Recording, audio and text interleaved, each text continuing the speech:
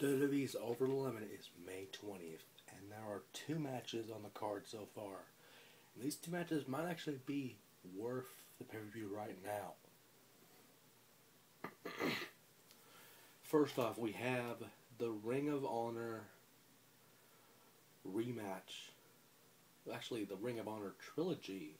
Just a rivalry that we have seen over the years, and Ring of Honor has finally come to WWE, and it's for the richest prize in our industry.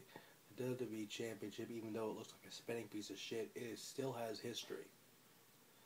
CM Punk versus Bryan Danielson, or Daniel Bryan, for the WWE Championship.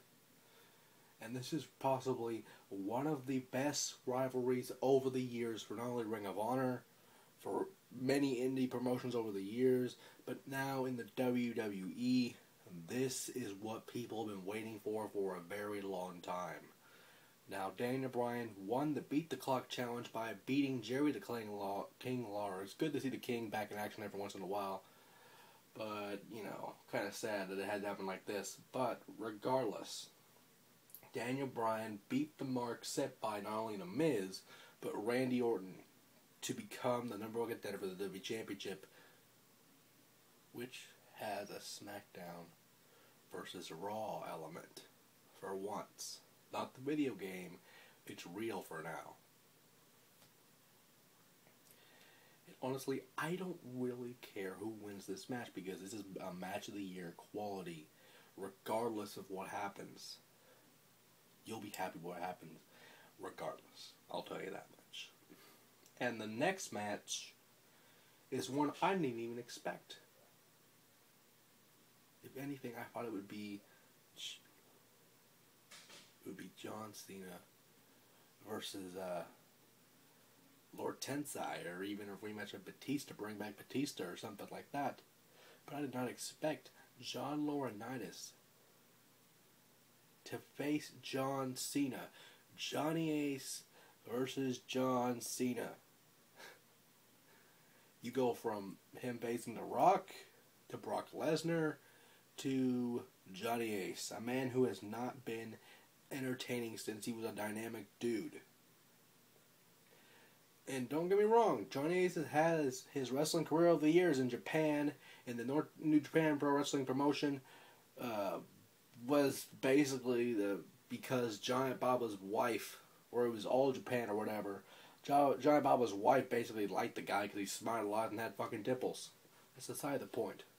The point is, he is somehow relevant in 2012 to have a wrestling match, an actual wrestling match.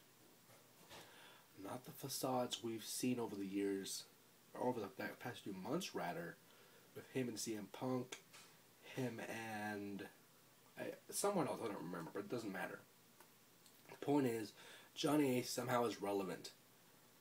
And as we saw with Lord Tensai and Sakamoto destroying John Cena, Johnny Ace, as the general manager of Raw and SmackDown, as the commissioner, in my mind, has the advantage in John Cena.